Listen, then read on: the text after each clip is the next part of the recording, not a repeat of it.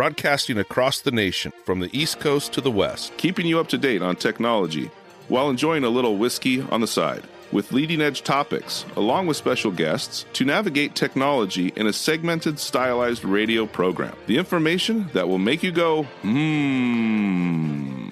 Pull up a seat, raise a glass with our hosts as we spend the next hour talking about technology for the common person. Welcome to TechTime Radio with Nathan Mumm. Welcome to Tech Time with Nathan Mumm, the show that makes you go, Technology News of the Week, the show for the everyday person talking about technology, broadcasting across the nation with insightful information weeks ahead of the mainstream media. We welcome our radio audience of 35 million listeners to an hour of insightful technology news. Each week our show covers the weekly top technology subjects without a political agenda. We verify the facts, and we do it with a sense of humor in less than 60 minutes, and of course, with a little whiskey on the side. We are live streaming during our show today on 5 of the most popular platforms, including YouTube, Twitch.tv, Twitter or X, as they're both the same now, Facebook and LinkedIn, and we encourage you to visit us online at techtimeradio.com/ or you can do a Patreon /techtimeradio.com to visit us as a Patreon supporter, or visit us just online at techtimeradio.com. I'm Nathan Mumm, your host, a technologist with over 30 years of technology expertise working for Fortune 500 companies across the country. In studio today, we have our co-hosts Mike Gorday and Marc Gregoire, a whiskey tech time taster. Mike's an award-winning author, originally from Arizona. Mike's a human behavior expert living in the Seattle area with a master's degree in forensic psychology. Mike's here to keep me from geeking out while providing insightful information into human behavior and how it interacts with technology. Marc Gregoire is our whiskey connoisseur and a senior technician executive that has a 30-year established record with helping technology solutions. He's a skilled whiskey drinker and is our go-to pick of the day whiskey expert. We are friends from different backgrounds, but bring the best technology show possible every week for our family, friends, and fans to enjoy. Buckle up, our producer, Mr. Miller, is at the control panel. And now, everyone, let's start today's show. Now on today's show. What's on today's show? All right, today on Tech Time with Nathan Mumm, we're going to cover a range of topics that will pique your interest. First up, last week, a senior Microsoft leader's emails were accessed by state-backed Russian hackers. Should we be concerned? We're going to be talking about that. And next, we're going to be discussing the extreme weather issue with battery alerts.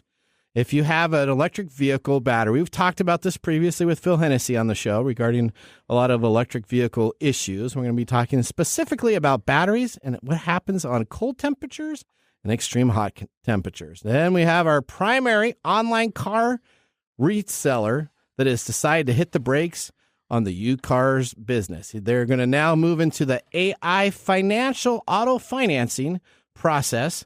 We're going to be talking about that and what happens to this large online car seller. Then we're also going to be looking at the decisions that are making for this company's future. Later, we're going to take a trip down memory lane as we look back at the iconic DeLorean DMC 123. The classic car has been subject of many movies and pop culture references, and it will be explored with our history and legacy.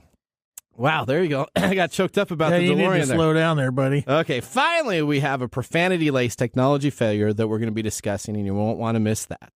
In addition, of course, we have our standard features, including Mike's mesmerizing moment, our technology fail of the week, and a possible Nathan Nugget. So sit back, raise a glass, and welcome to Tech Time Radio. As always, we have our pick of the day whiskey tasting during the commercials to see if our selected pick gets 0, 1, or 2 thumbs up at the end of the show. So sit back, raise a glass, and welcome to Tech Time. Now, it's time for the latest headlines in the world of technology.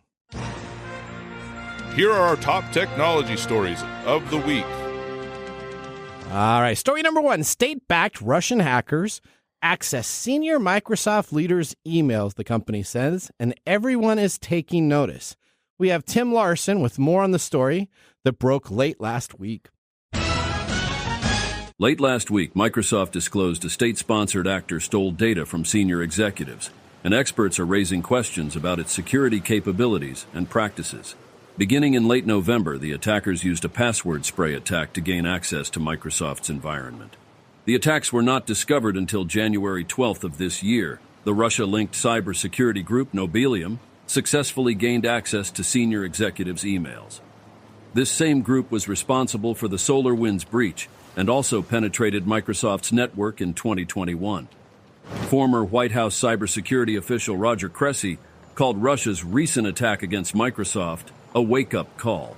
While customers were not breached, Microsoft was, and the company has billions of dollars in sensitive contracts with the U.S. military and intelligence community. Are we safe using Microsoft products? Many have questions, but still seem to be using the Microsoft platform each and every day with little concern. Back to you in the studio. All right, so let's talk about this, Mike. We have a very small percentage, this is what Microsoft's press release says, a small percentage of their corporate accounts were accessed. Some of the emails and attachment documents were stolen. The company spokesperson for Microsoft had no immediate comment on which members of its senior leadership had their accounts breached. In regulatory filings on Friday, Microsoft said that it was able to remove the hackers' access from the compromised accounts on or around January 13th. We are in the process of notifying employees whose emails were accessed, Microsoft said, adding that this investigation indicates the hackers were initially targeting email accounts for information related to their activities. So as a part of the cleanup, Microsoft says they're going to plan to do these items. They're going to significantly change their internal security practices after being disclosed by this hack. Now, the group essentially... Okay, how? Well, this is what they said on their to-do list. Well, what they're going to need to do is they're going to need to make sure they get probably... So a spray attack, what they talk about. That means essentially you send out lots of emails, lots of spam, lots of opportunity for phishing attempts. And probably what happened out of those phishing attempts, and a phishing attempt is, again, when you send somebody an email, you ask for their username and password. Somebody at the senior level probably thought they were logging on to something like a Microsoft site, but it was another site, and they gave their credentials. Mm-hmm. The hackers then, which have now been reclassified as a new group to sponsor this, so they've upgraded themselves, and they now call themselves Midnight Blizzard. Essentially, we're in the systems for quite a long time, and we're reading emails, finding information out from these senior executives, taking attachments, and using them just as information leaks to sell to other people. So think of that. That essentially your top-level security company did not know that a VP or some senior leadership was hacked. This person didn't know that they were hacked, and they were sending probably confidential emails regarding the company's processes. Why would they? I mean, we've talked about this over and over and over and over and over again. Yeah. Why would they be aware? Well, they're not security experts. They're a bunch of C-suite folks. They are C-suite folks. But the C-suite folks, it's very funny because I do lots of training. I use a company called KnowBe4 in my consulting aspects. I always tell people KnowBe4 is a company based out of Florida. I go to their security conference once a year in Florida, and that's when I'm away from the show, and always somebody fills in. But specifically, really good at training individuals of what to look for on a phishing attack itself. But what happens is when this phishing attack happens to these senior level people, everybody thinks that if they're a senior level, they don't need to worry about it because that's for everybody else. That's right. And that's what happens on how these compromises get taken care of and how they get discovered is by finally somebody saying, I thought I had this email that I sent to you. I can't find it anymore. I go into my sent items. It looks like I sent it to somebody at google.com or somebody at yahoo.com. And I shouldn't have sent this information out. What's going on? That's probably what led to this. And then everybody gets in an uproar, and they're like, okay, let's see if we can find it out. Very, very interesting that essentially the bad actor was in there probably, they say, for anywhere from 6 to 8 months previously than being alerted. So that they had 6 to 8 months of information on Microsoft, selling it on the dark market to its competitors. There you go. I have nothing to say. That's okay. All right. I mean, what am I what? What are you going to say? Nothing. Okay. All right. I can't say anything. All right. There you go. So anybody can be compromised. We'll learn that today in our upcoming. We've said that. There's no we got point. letters today, right? There's really no point in having any of this security stuff because somebody will get your information anyway. That's okay. All right. Story number 2. Or you can be really good and not click on it, right? Yeah, but you need the training. We'll talk about it more in letters, but okay. If you have a Tesla, you were probably surprised this past week. Okay. When, especially if you live in the Midwest, when temperatures fell below 0. Uh-oh. Yep, frigid temperatures in the Midwest left some electric vehicles stranded and chargers not working. Okay. This story comes out of Chicago when the mercury hit 10 degrees below, or 10 degrees Fahrenheit, so it wasn't even below 0. The cold-sapped EV batteries and left some EV chargers inoperable. The weather-related incidents are a reminder that EVs are different from traditional vehicles in ways that are not always obvious. A conventional car might require more time to start up after a night in the cold, but the gas level should remain the same when it was parked. But a Tesla sitting unplugged in a driveway on a cold night might lose 10 to 15 or 5 to 10% of its battery charge. The EV range is reduced by roughly 25% during cold weather, depending on the temperature. And then there's also using heaters and things like that help do that. Of course, traditional batteries die in the cold too. Gas engines sputter and mileage is impacted by heating. For a conventional car, mileage can decrease by more than 20% in extreme cold. None of that generally excites anybody because after so many years of driving internal combustion engines, we sort of know what they do. Your battery lasts like 4 or 5 years. You got to go get a new one. I went to Canada a couple of years ago. And I had no idea this happened because I'm from the Arizona. I'm from the West, Arizona and Washington, right? So you're not used to that extreme cold weather. They actually plug in their cars. Yeah, they have battery warmers and stuff, and they plug them in at night at home, and they even have them at like stores. So people out in the Great Plains states in the United States know that also, and they plug in like Minnesota and all these. These Chicagoites must not have known or what. That's where Nick lives, so maybe Espinosa needs to get out there and rattle some cages there. Okay, keep on going. Maybe. At any rate, why do they go cold? Why do they? Well, that's because the chemical. It's actually the batteries are produced by a specific chemical, right? So the chemical, when that chemical gets colder, it can't expand, and it can't produce the charge that's available. Right. I learned that in chemistry class, not a lot, but I did learn that. You actually did? I did. Really? Oh, okay. Yeah. I was not aware that you took chemistry. I did take chemistry. Yeah, I think. Yeah, that's what happens when cold affects the chemical composition of something. It affects the way that electrical charge can move through that piece of equipment, and that works for regular batteries too. If you have cold batteries, they don't work as well. I think the big part here is just understand if you have an electric vehicle, unlike a traditional car, you're going to have more electrical battery functions than you do with your standard battery. So you're going to have to keep that battery always charged and ready to go because more things run on it. Well, I think the easy setup here is just to put your battery on a charger at night at home instead of leaving it unplugged. Okay. And of course, one of the comments made by some of these developers is that the infrastructure is still new and they're still trying to figure out all the bugs. So this is going to be a problem moving forward until they can address these issues. Okay, that makes sense, one of the things that are coming along are solid state batteries, which are being developed now, and they promise a longer range, faster charging, and lower costs. For now, the traditional lithium-ion batteries, which are being used in these cars, you're also being improved and getting cheaper. Okay. General Motors is targeting cost reduction in the range of 30% by 2025, which can knock $2,000 to $3,000 off the price of a battery EV. Of course, lower costs can make it easier to add batteries and range to coming EV models. How will this affect Tesla?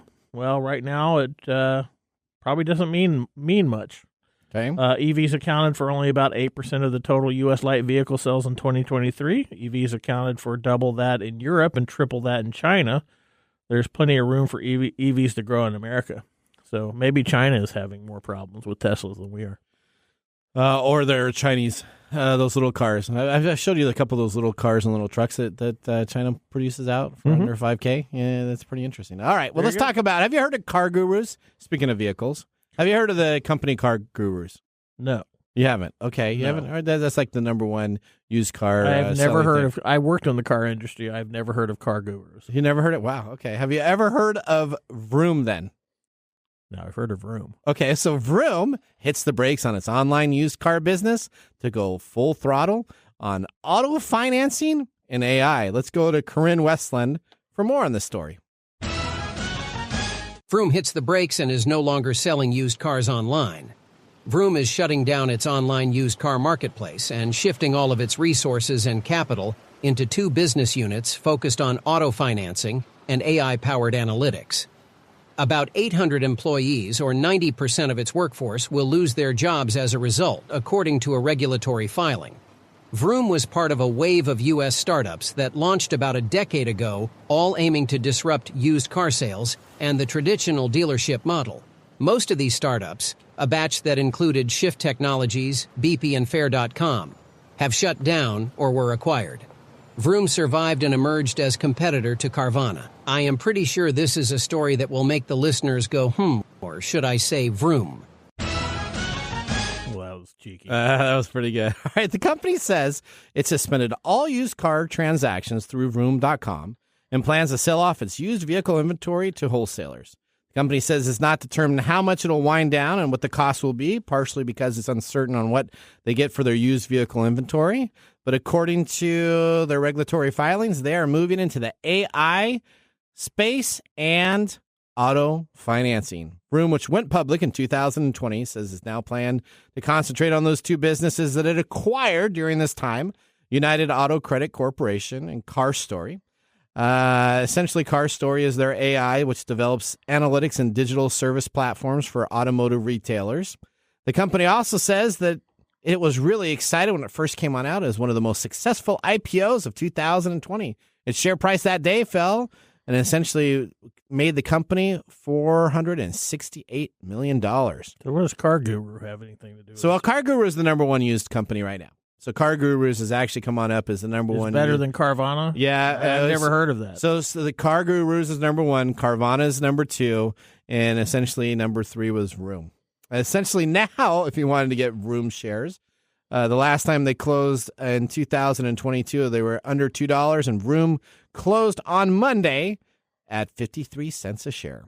All right. So they're not doing very well what they have. But they're saying that they learned a lot of lessons on how to actually be successful in utilizing and selling data to other companies. Vroom's e-commerce business essentially sells all the data that it acquired, crunches that up together, and sells that as a platform to other car dealerships. Now, we talked about this in our privacy information issue where all these car companies gather AI information and then they sell it to third parties. Essentially, Vroom is really taking the lead to be that AI company. And that they failed as their original business model, so they were looking for something to fall back on, and they figured, well, we'll just sell info. And you know what makes it really easy? Because if you have 800 employees and you can lay off almost all of your employees, essentially 90% of your company, well, then you're only running a couple for people for the AI to take care of all the information. Great for the company. Yay, company. All right, well. Yay, Vroom. There you go. Well, that ends our top technology stories of the week.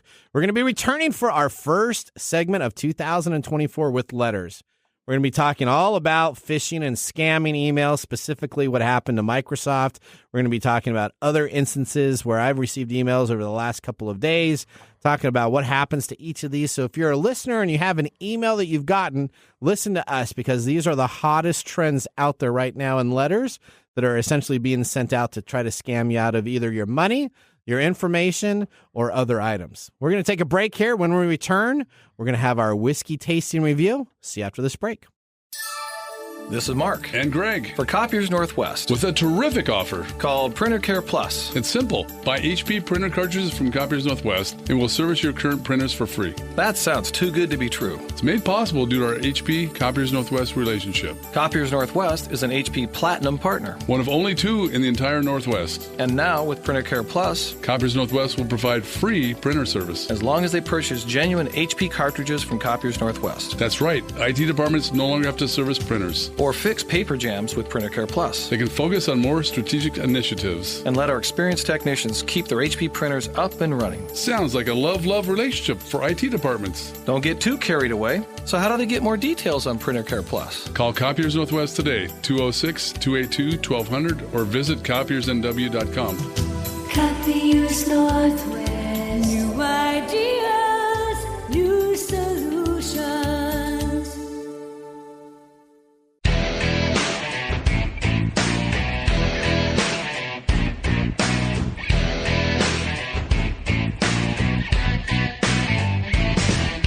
All right, welcome back to Tech Time with Nathan Mumm. Tech Time's a weekly hour technology show that talks about current technology in a simple format. With that afternoon geek out, brought to you by myself and Mike Gorday.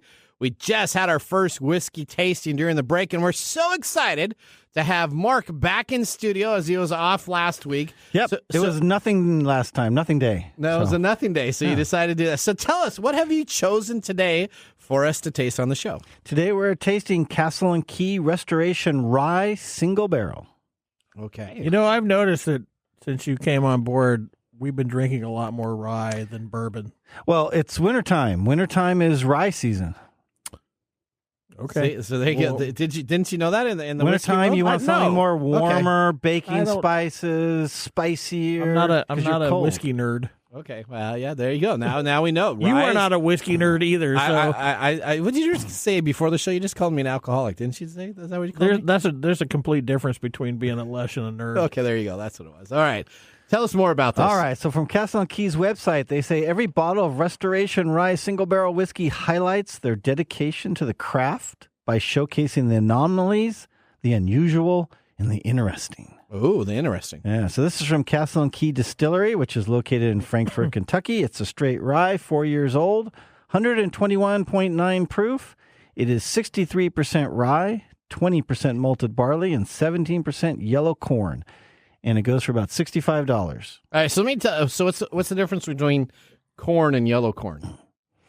Because some of them they just say corn. I've never heard of anybody say yellow corn before. Right. So some of them do specify the type of corn. So when it just says corn, it's just generic. There's lots of different types of variety of corn, as you know. So they wanted to specify it was yellow corn, not a white corn, not.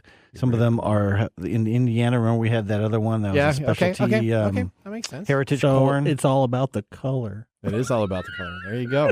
Now, I'm curious on your take, because I guess that Nathan would enjoy this, and Mike may struggle a bit since it's very rye grain forward with a little nice bite.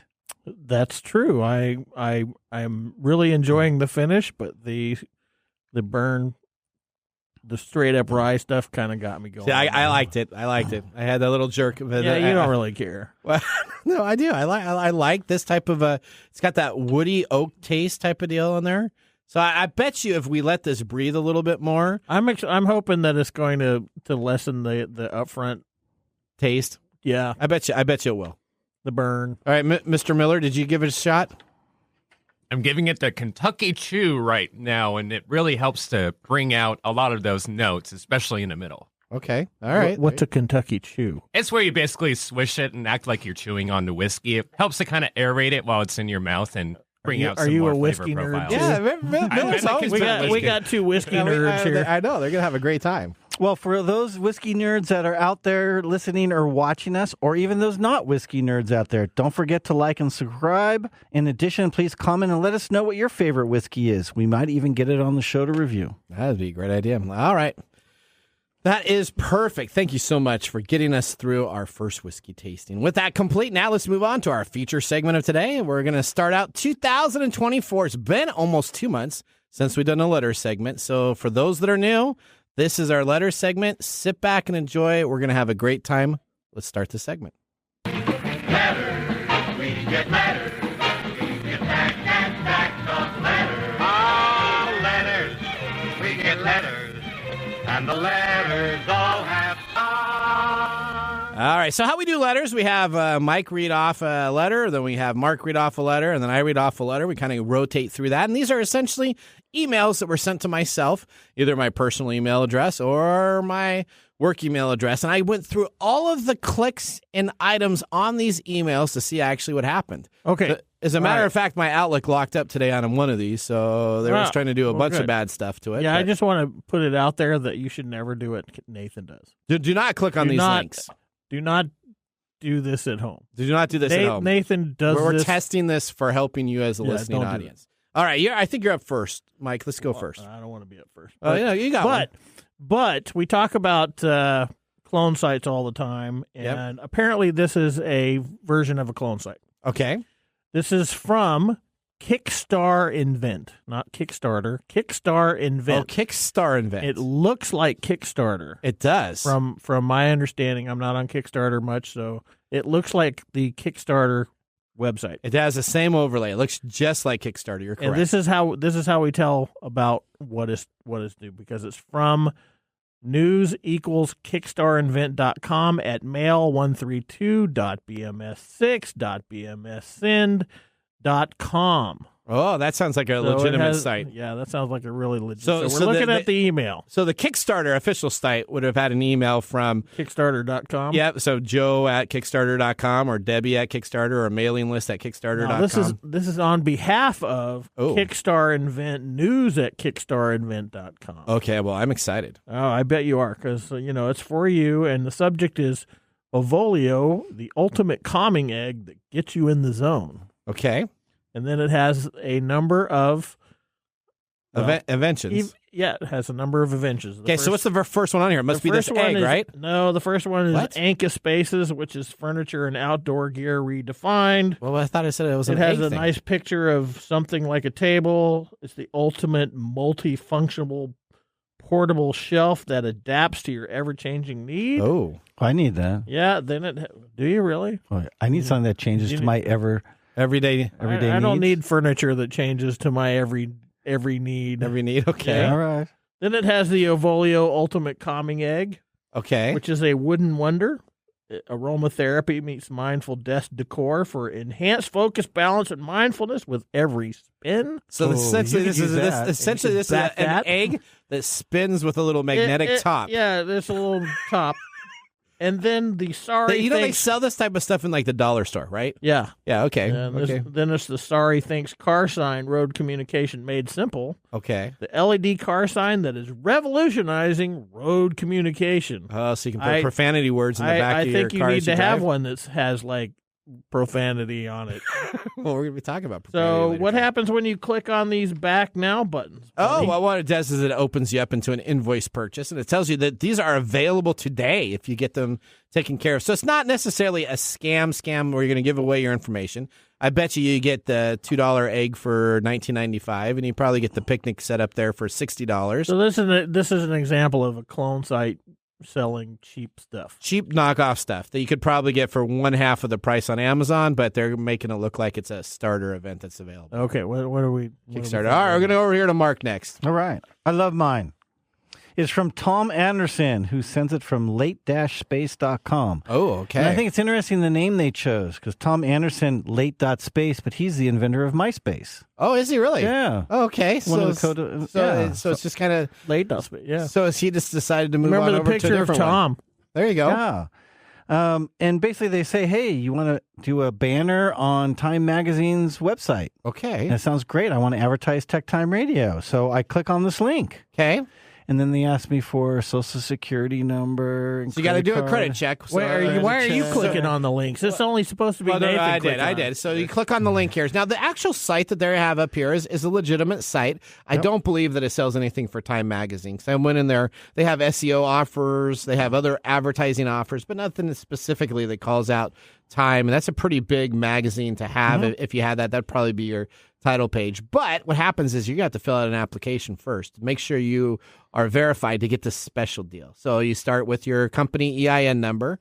You start with your address. You start with your bank account. They're going to want to do a $1 deposit in your bank account to make sure that that deposit's verifiable. And then once you get that, you tell them how much is in there and you can continue on. So essentially, it is not actually selling for the company that they look like they're selling for here, but they're just trying to have you fill out a credit app that takes you to get your information, your social security number, your bank card, your routing number, anything to test out what you need to do to give your information. Right. What I found interesting here, though, is like you said, they reference a real company that's out there that does web marketing. But the email address actually comes from them. I mean, there's not an extra character or a wrong letter in there. So somehow they spoofed it. So this is a little bit more complicated. It is. And you may have even had somebody that had access inside the company computers. As we talked about in our first technology subject today on our top stories with Microsoft. Essentially, if you have a bad actor in the space itself, they could actually be mining other mailboxes to send stuff out of that. So it could have actually been a compromise at this company in their advertising where somebody got to the back end to send this. But the actual information when you click on takes you to a completely different site, nothing affiliated with the site that they're advertising. All right. On to you, Nathan. All right, here we go. My next one, I got Netflix membership. Your Netflix TV membership has expired. Extend your membership for free. Now, this is an interesting one because its importance high. Essentially, when this comes into my inbox, it's flagged for a follow-up, and it actually creates a meeting appointment on my calendar itself. So when I open this, it does all these tasks so I can then make sure that I can resubscribe to Netflix membership. Nice new tactic is to add in flagging, to add in status updates. And so essentially do you have Netflix? I do have Netflix. I have Netflix through T-Mobile. So there's no way that this person is going to be doing this because it's a bundle deal with T-Mobile that I pay for Netflix.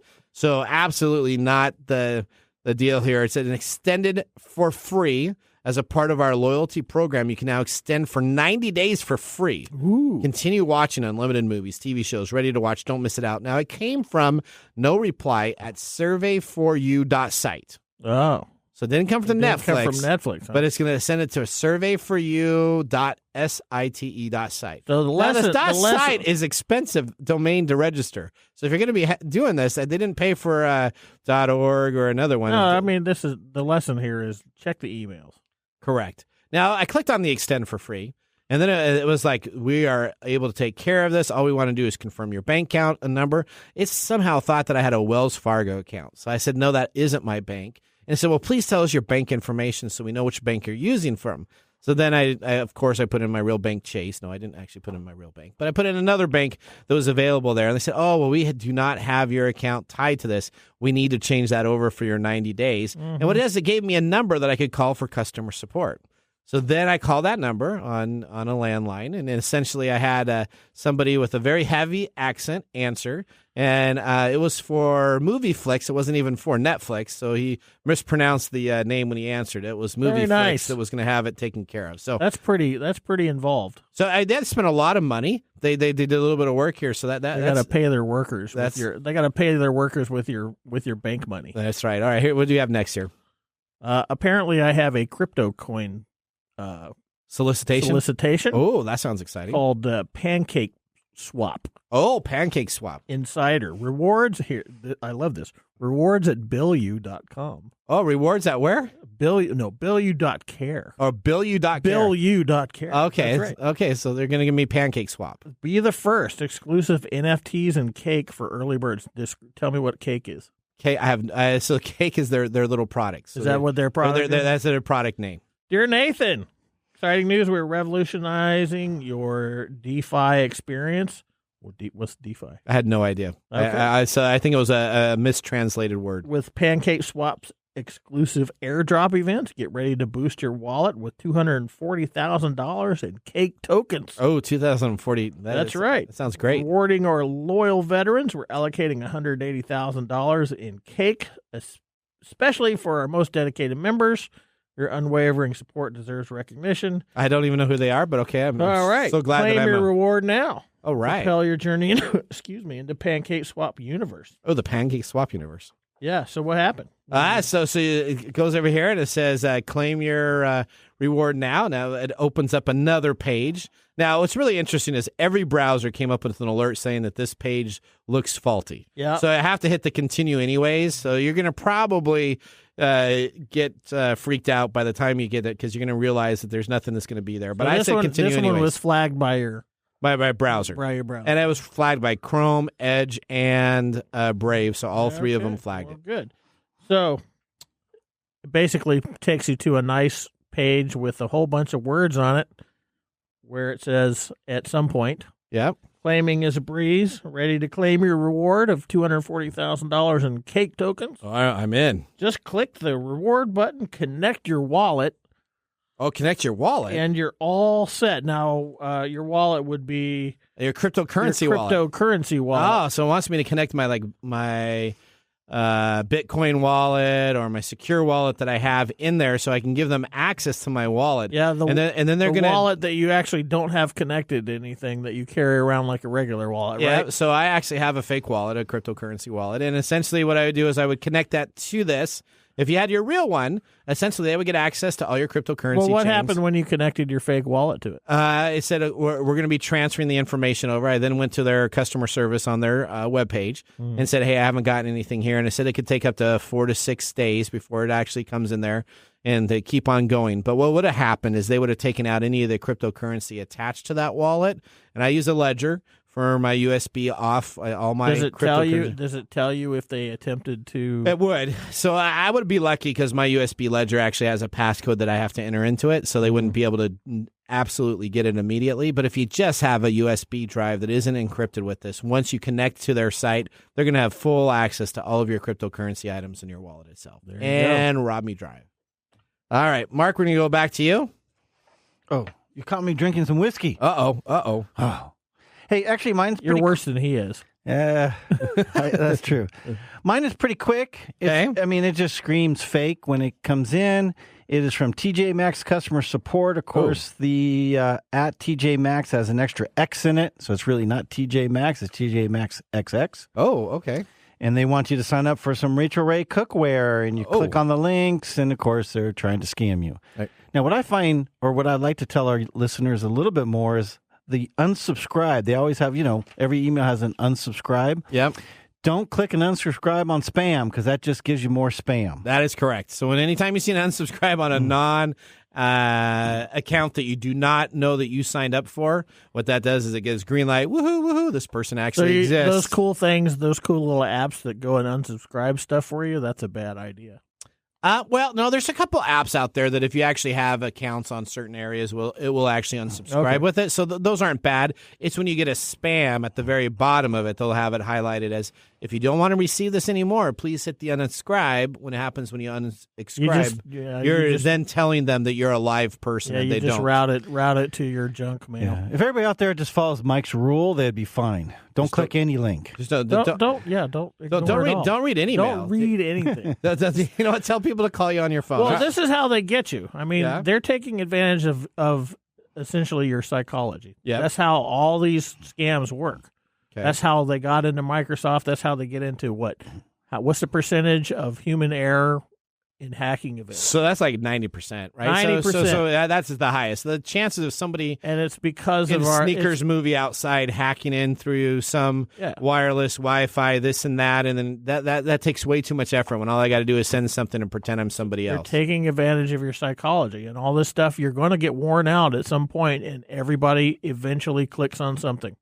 So everybody is so concerned about making their passwords 2,000 characters long, super complex, and all this complexity, but they end up giving the password away. So, we take too many steps on that 1% that something's going to happen, and we're not focused on that 99. That makes sense. All right, my last one I have here, which is really, really kind of a sad thing here, is essentially an insurance policy, secure $500,000 policy for $1 a day in 10 minutes. And as you get older, your insurances lapse because you buy an insurance when you're really young, and then you have to go and you have to look for another one. And as you're older, guess what? These insurance policies are a little bit more expensive. That's right? Because you're more of a risk. That is correct. And what happens is people in their elder years get a lot of these emails. They have them on infomercials. They're some of the easiest targets. And essentially what it is this is an insurance thing. Buy direct, get insured today. Get started with over $2 million in coverage. Now, this is Provident Life Insurance, but it's coming to me from TRAVAIL, so it's like a misspelled word of travel, -independent.biz. So it's not coming to me from Providence Life. I should know that if I'm looking to get Providence Life insurance, I should probably go to their site themselves.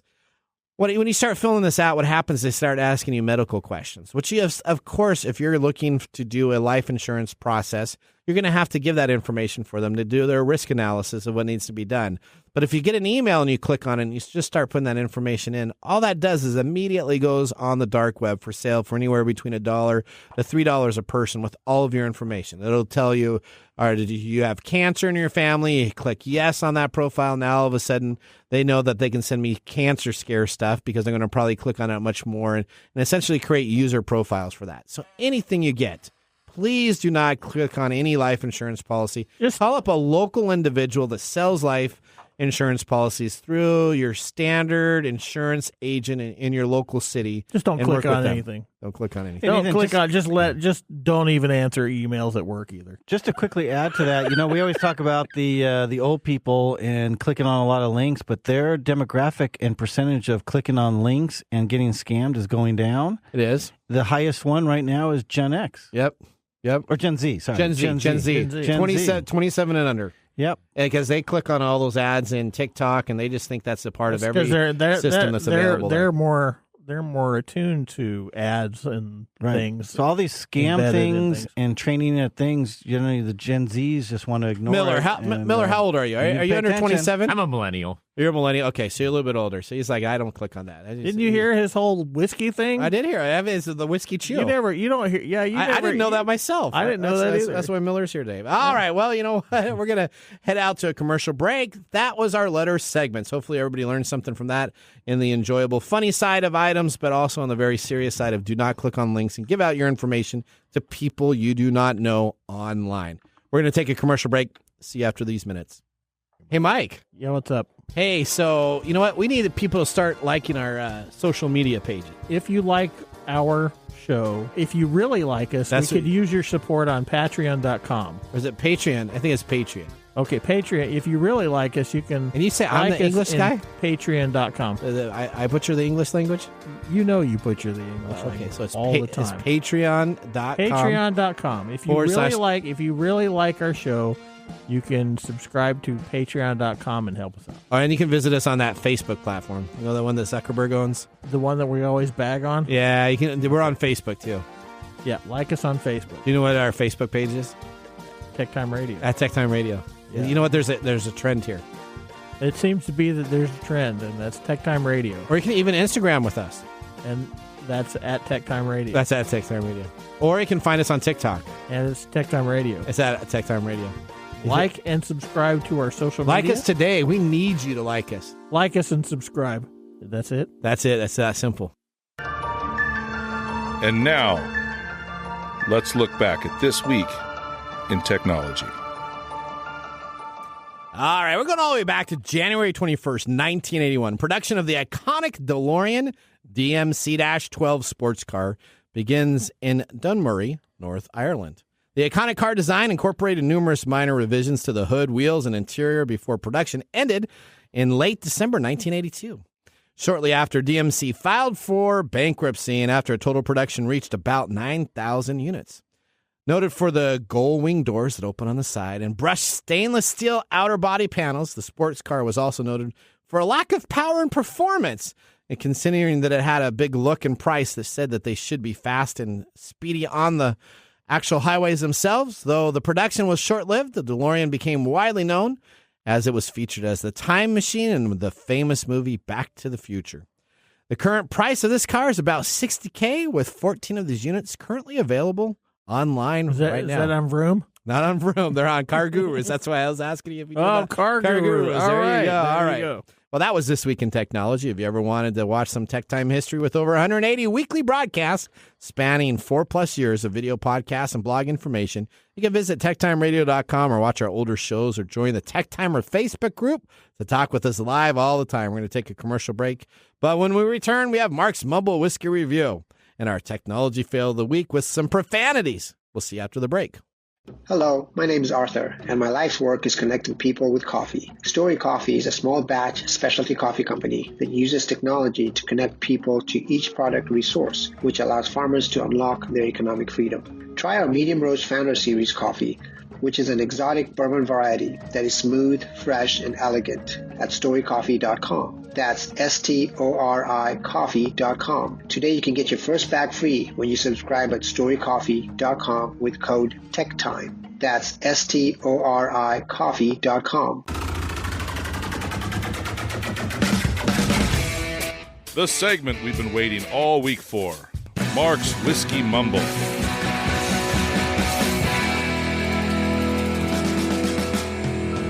All right, today, All right. what a day we are celebrating today. What is that? The whiskey should give you a big clue. Okay. Clue number 2. Is it Yellow Snow Day? No. Yellow Corn Day. Yeah, it's Yellow Corn Day. No, no, okay. no. All right. Greg McNabb's going to think it's about him, but it is not. Okay. Today is National King Day. National King Day. Okay. Yeah, the name king means ruler. Now, in different contexts, a male ruler is referred to as a king. But, of course, the most famous line about kings is from Mel Brooks. It's good to be the king. It is good to be the king. Now, as with a king, he needs his castle. Okay. So today we're drinking Castle and Key Restoration Rye Single Barrel. Oh, okay. There you That's go. how you're putting it together, huh? There we Okay. go. Okay. Now, this distillery has 2 single barrel bottle labels. One's black, one's gold. Oh. Now, the black We one... got the gold one in here. We do. So let Okay. me tell you about them. Okay. The black one are picked and sold directly by Castle and Key right at their distillery. The gold labels are selected by retailers, restaurants, or whiskey groups. Okay. This specific single barrel is brought to us by the Ballard Cut, which is one of the finest whiskey bars in the U.S., and it's actually located in the Ballard area of Seattle, Washington. Okay. If you do go there, anybody out there, tell them Mark sent you. Tell Mark sent you. There you go. Was this one of your tasting in your little whiskey group type of deal? Well, let me tell you more about that. Okay, yes. So this particular pick holds a special place in my heart. Okay. I happened, and I put that in air quotes for those on YouTube, Okay. I happened to be at the Ballard Cut when the samples arrived and was asked to help taste them and choose the barrel that we purchased for sale. So the guy had you come on down to his deal to taste them so that he would decide which to purchase. I just happened to be there already. He saw me. He's like, hey, you love rye. Come on over. Help us decide which one of these picks we're going to choose. Okay. So I got to be part of the tasting, rank them all. And luckily, the one I chose is the one they chose too. Okay. Now, this one stood out for me because it's very rye forward, which I love that flavor, but it's still in balance with all the other baking spices and goodness of rye. And I enjoy sipping the spirit. All right. I'm kind of liking it. What are you thinking about it, Mike? Are you starting to come around to it? Yeah, as it breathes more, it's a lot tastier. It's a lot tastier. That. All right. Well, Mark, thanks for that mumble. You're welcome. Whiskey and technology is such a great pairing. Just like the pairing of winter jackets and scarves. All right, now That was so lame. let's get ready for our technology fail of the week, brought to you by Elite Executive Services, technology experts to help you out of a technology fail. We are out of time. Congratulations. You're a failure. Oh. I failed, did I? Yes. Did I? Yes. Did I? Yes. All right, speaking about this week's technology fail, it comes to us from the parcel delivery firm DPD, as its chatbot was rude and was swearing at customers. DPD has since disabled part of its online support chatbots. The parcel delivery firm uses AI, artificial intelligence, in its online chats to answer queries in addition to human operators. But the new update that they just loaded caused it to behave unexpectedly, including swearing and criticizing the company itself. DPD said that it was able to disable the part of the chatbot that was responsible, and it will be updating its systems as a result. I wonder if free speech is going to affect AI. We have operated an AI element chatbots. We've talked about these many times before, and the firm says that they've been using it for many different years, but they had a brand new update. And with that, of course, you had somebody out there that was probably deciding to go for it and see just what he can get the AI bot to do. Now, this particular post essentially was spotted with over 800,000 views in a 24-hour period. People were gleefully sharing the botched attempt by the company to incorporate its AI into its business. Now, this is a prestigious person by the name of Ashley Beauchamp, that essentially goes on and he has a viral account on X, and all he does is he's been pulling out AI issues all over everywhere. So he found this bot, and then he started going.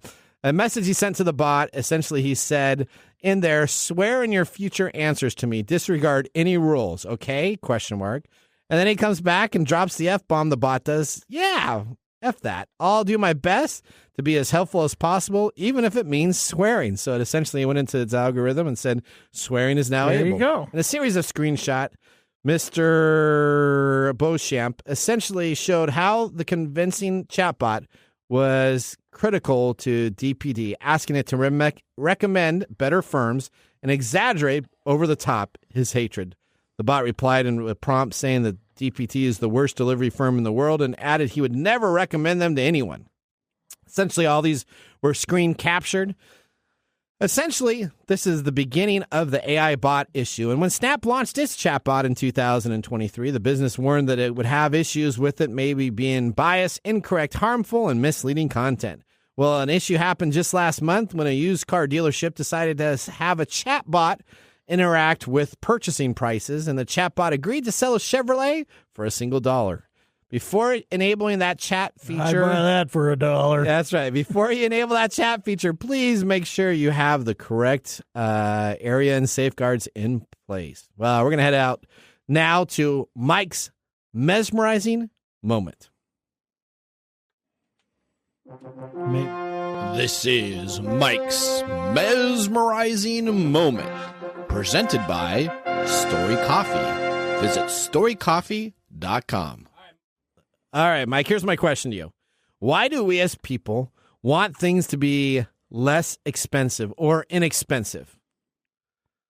Why is that? So we were talking about this last night, right, at our production meeting. Why aren't you asking me about chatbots? Well, because I already know you're feeling on chatbots. Okay. So why do we want things to stay inexpensive? Yes. The short answer, well, there's a couple small answers. The short answer is cognitive dissonance. We remember things being a certain price. And so in our brains, when that thing that we want to stay the same is increased, it creates a problem in our brain and essentially lights up our pain centers, and we go, well, that's not a good thing. Okay. The second reason is that we don't do well with time. We don't understand time very well. Okay. That's a little bit more extensive. For instance, when you think of dinosaurs, yeah, do you think of Stegosaurus? You know what a Stegosaurus is? No, I think of velociraptors. Right? That's the first one. Yeah, that's the first one. Velociraptors and the T-Rex. In T-Rex. Well, Stegosaurus, the time between the Stegosaurus and the T-Rex is actually longer than the time between the T-Rex and us. Okay. So we don't understand time very well, and we don't process time in relative situations. We can consciously go, oh, well, over time things have changed, and we have created an economic system that is growing, and cost of living is a little different. But it comes back to cognitive dissonance. Okay, all right. Well, it looks like we are not going to have time to talk about the new Windows 11 features in the Nathan Nugget that we can look forward to in 2024. So we'll have that on. Is it like the geese? No. This is going to talk about Notepad with AI and a bunch of other stuff. So we'll talk about that next week. We'll keep that on the agenda here. And now let's go to our pick of the day. And now our pick of the day for our whiskey tastings. Let's see what bubbles to the top. I feel like there's a time lag going on. Yeah, Mr. Miller. Mr. Miller, he's over there. The time thing. He's like, oh, man, Odie, we miss you, Odie. No, just okay, tell us what are we tasting today? I don't know, because all you think about is jeans and tennis shoes should not cost more than $20. I agree with that. I'm right? stuck on that still. That's all right. We are tasting Castle and Key Restoration Rye Single Barrel from Castle and Key Distillery. It's a straight rye, 4 years old, 121.9 proof, $65. $65. Nathan's going to give it a thumbs up. So I like He's that automatically going to give it a thumbs up because it's in the inexpensive range. Well, $65 is good for $65, and you get the little gold bottle if you go down to the place down. It is a beautiful looking bottle. It's a nice bottle. Has a cork, so automatically it means all of Nathan's needs. That's I'm going to give it a thumbs up because after it's sat out, it really opens up and gives me a really good flavor. I'm going to give it a thumbs up because it's good. It's good. And thank you to the Ballard Cut that chose us. Mr. Miller? Big thumbs up. All right, all the way around here. Well, even after chewing on it? Even after chewing on it. Well, we want to thank our listeners for joining the program. Listeners, we want to hear from you. So visit techtimeradio.com, click on that top right-hand collar, be a caller button, and ask us any technology question in our talkback system. From all of us here, it was a great honor to be a part of the show. Remember, the science of tomorrow starts with the technology of today. See you next week. Later. Bye-bye. Thanks for joining us on TechTime Radio. We hope that you had a chance to have that moment today in technology. The fun doesn't stop there. We recommend that you go to techtimeradio.com and join our fan list for the most important aspect of staying connected and winning some really great monthly prizes. We also have a few other ways to stay connected, including subscribing to our podcast on any podcast service, from Apple to Google and everything in between.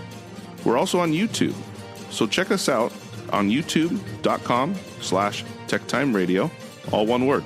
We hope you enjoyed the show as much as we did making it for you. From all of us at TechTime Radio, remember, Mumm's the word. Have a safe and fantastic week.